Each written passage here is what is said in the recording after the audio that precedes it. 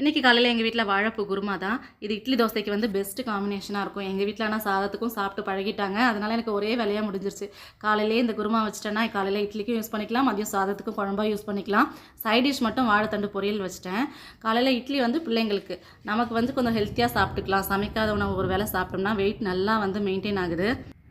இது இன்றைக்கி மட்டும் இல்லை, ரொம்ப நாளாகவே நான் இந்த மாதிரி ஃபாலோ பண்ணிகிட்ருக்கேன். ஃப்ரூட்ஸ் இருந்துச்சுன்னா அதோட ப்ரோட்டீனுக்காக நட்ஸ் இல்லை வேர்க்கடலை இல்லை கருப்பு சுண்டல் ஏதாவது ஆட் பண்ணிக்கலாம்.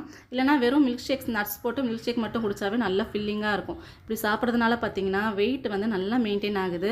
இதோட நான் சுகர் சுத்தமாக எடுத்துக்க மாட்டேன். அதுவும் இல்லாமல் ஜங்க் ஃபுட் அதிகமாக சாப்பிட மாட்டேன். அப்படியே ஏதாவது கிரேவிங்ஸ் இருந்தாலும் வீட்டில் ஏதாவது செஞ்சு தான் சாப்பிடுவேன்.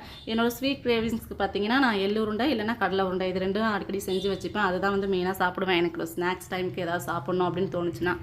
இன்றைக்கி வந்து பார்த்திங்கன்னா வீட்டில் கொஞ்சம் ஃப்ரூட்ஸ் இருந்துச்சு. பப்பாளி, அப்புறம் செவ்வாழை, இதோட கொஞ்சம் நைட்டு வேர்க்கடலை ஊற வச்சுருந்தேன். அதையும் சேர்த்துக்கிட்டு பேரிச்சம்பழம் சேர்த்துக்கிட்டேன். தேங்காய் ஆட் பண்ணலாம்னு நினச்சேன். அப்புறம் துருவது கொஞ்சம் கஷ்டமாக இருந்ததா அதனால் விட்டுட்டேன்.